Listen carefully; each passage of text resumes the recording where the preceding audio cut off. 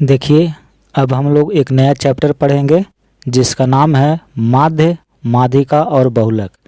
ठीक है, ये चैप्टर 20 है, किताब भारती भवन का है। इस चैप्टर में एक एक्सरसाइज दिया हुआ है, उसमें टोटल 15 सवाल है। तो उस सवाल को सॉल्व करने से पहले आपको माध्य के बारे में जानकारी होना चाहिए कि माध्य क्या होता है, माध्यिका क्या होती है और बहुलक क्या होता है। ठीक है, तो पहले इसका कंसेप्ट पढ़ेंगे, जो भी कंसेप्ट है, जो भी फार्मूला है माध्य, माध्यिका और बहुलक का, उसको पढ़ेंगे।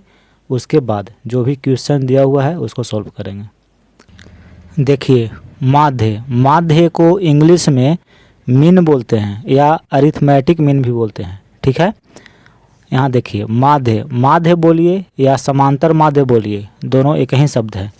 जैसे देखिए, शंकर बोलिए चाहे महादेव बोलिए, ठीक है, दोनों एक ही शब्द है। शंकर भगवान को महादेव कहते हैं, उसी तरह से माध्य बोलिए या समांतर माध्य बोलिए, दोनों में कोई अंतर नहीं है। तो माध्य का जो परिभाषा है उसको पहले देख लीजिए। कहता है कि समांतर माध्य वह परिणाम है जो किसी चर के पदों के मूल्यों के योग को उनकी संख्या से भाग देकर प्राप्त किया जाता है। एक हम सवाल लिए हैं और इस सवाल के मदद से हम समझाने का प्रयास करते हैं कि ये परिभाषा क्या कहती है। ठीक है, तो देखिए ये सब चर दिया हुआ है और इस आंकड़े का माध्य निकालना है। तो कैसे निकलेगा, यहाँ देखिए, माध्य निकालने के लिए क्या करेंगे कि ये जो चर मान दिया हुआ है इस सभी को हम जोड़ देंगे। तो 2 + 3 + 4 + 2 + 5 + 3 + 2। ठीक है, मूल्यों के योग को उनकी संख्या से भाग देकर, संख्या देखिए 1 2 3 4 5 6 7, टोटल 7 चर है। ठीक है, तो 7 से हम क्या करेंगे, भाग देंगे।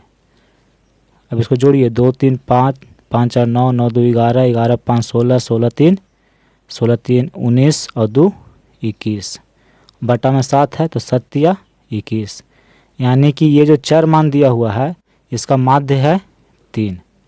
तो यही परिभाषा कहती है कि समांतर माध्य वह परिणाम है, देखिए समांतर माध्य वह परिणाम है जो किसी चर के पदों के मूल्यों के योग, ये जो मूल्य दिया हुआ था इसका देखिए योग, ठीक है, उनकी संख्या से, ये टोटल जितनी संख्या है इससे भाग दे करके प्राप्त किया जाता है। अब देखिए, माध्य को x के बार या a से सूचित किया जाता है। आप माध्य लिखे या x का बार लिखे, ठीक है, दोनों बराबर है। या माध्य को आप संकेत में a भी लिख सकते हैं, कैपिटल A, तो लोग समझ जाएंगे कि ये माध्य लिखा हुआ है। ठीक है, अब यहाँ पे देखिए, यहाँ लिखे हैं कि अवर्गीकृत आंकड़ों का माध्य, यानी कि माध्य निकालना है किसका, जो आंकड़ा अवर्गीकृत हो। तो इसके लिए एक फार्मूला होता है कि माध्य बराबर कुल चर मानों का योग बटा कुल चर मानों की संख्या। पहले ये समझिए कि अवर्गीकृत आंकड़ा क्या होते हैं। तो यहाँ देखिए, यह एक आंकड़ा दिया हुआ था, तो इसमें देखिए चर मान सिर्फ दिया हुआ है, बारंबारता इसमें नहीं है, तो इस आंकड़े को बोलेंगे अवर्गीकृत आंकड़ा। ठीक है, तो इसका माध्य अगर निकालना है तो इस सूत्र का इस्तेमाल हम करेंगे। देखिए, माध्य बराबर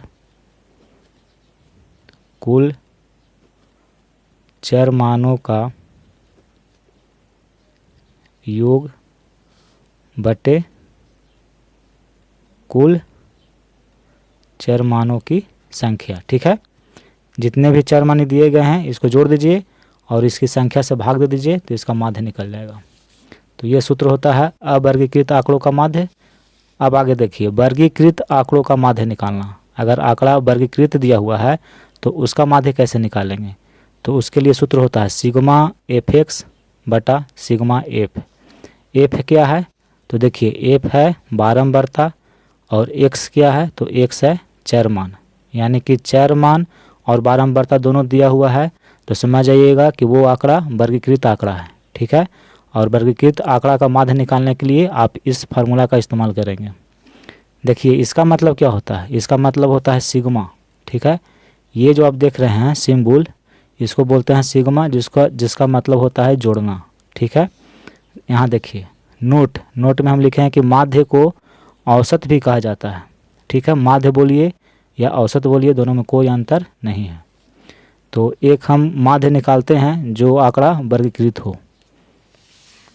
यहाँ देखिए एक प्रश्न है कि निम्नलिखित वर्गीकृत आंकड़ों का माध्य निकालें। यहाँ पे देख रहे थे कि देखिए यहाँ पे चर मान दिया हुआ है और बारंबारता दिया हुआ है। ठीक है, तो ये जो आंकड़ा है ये आंकड़ा वर्गीकृत आंकड़ा है और ये आंकड़ा वर्गीकृत नहीं है। ठीक है, इसमें देखिए चर मान दिया हुआ था और इसका बारंबारता नहीं था, तो ये आंकड़ा अवर्गीकृत है। और चर मान और बारंबारता दोनों अगर दिया हुआ है तो उसको बोलते हैं वर्गीकृत आंकड़ा। और इसका माध्य निकालने के लिए एक सूत्र अभी बताए हम कि सिग्मा एफ एक्स बटा सिग्मा एफ। देखिए एफ क्या है, तो एफ बोलते हैं बारंबारता को, फ्रीक्वेंसी, एफ का मतलब हुआ फ्रीक्वेंसी। ठीक है, तो एफ से सूचित करते हैं और चर मान को सूचित करते हैं एस से। तो आपको सबसे पहले एफ एक्स निकालना होगा। यहाँ देखिए एफ एक्स,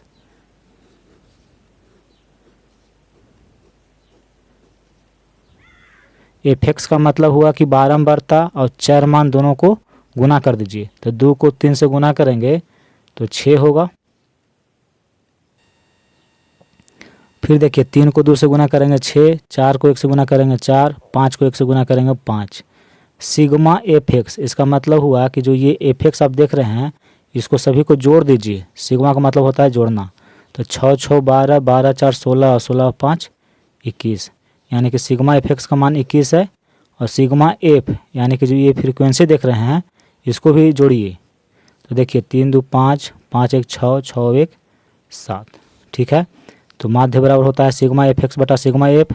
तो सिग्मा एफ एक्स का मान 21 है बटा, और सिग्मा एफ इसका मान 7 है, तो यहाँ लिखेंगे 7, 7 या 21, यानी कि माध्य इसका कितना होगा, 3 होगा। तो ये 2 सूत्र भी आई है, एक ये और एक ये, माध्य निकालने के लिए। ये आपको याद रखना है। कहाँ पे ये फार्मूला लगेगा, कहाँ पे ये लगेगा, ये बता दिए हैं। अगर आंकड़ा अवर्गीकृत है यानी कि सिर्फ चर मान दिया हुआ है तो आप इस फार्मूला का इस्तेमाल करेंगे, और अगर चर मान और बारंबारता दोनों दिया हुआ है तब आप माध्य निकालने के लिए इस फार्मूला का इस्तेमाल करेंगे। ठीक है, यहाँ माध्य को औसत कहते हैं, बता दिए हैं। देखिए ये सिंबल को क्या कहते हैं, तो इसको कहते हैं सिग्मा कहते हैं। सिग्मा का मतलब होता है जोड़ना, और एफ क्या है तो बारंबारता है, एक्स क्या है चर मान है। माध्य को कैपिटल ए से सूचित करते हैं, माध्य को एक्स का बार से भी सूचित करते हैं। ठीक है, और ये माध्य का परिभाषा है। तो अगर इतना आपको पता है तो माध्य से संबंधित जितना भी क्वेश्चन आएगा आप उसको 9th क्लास में सॉल्व कर लेंगे। ठीक है।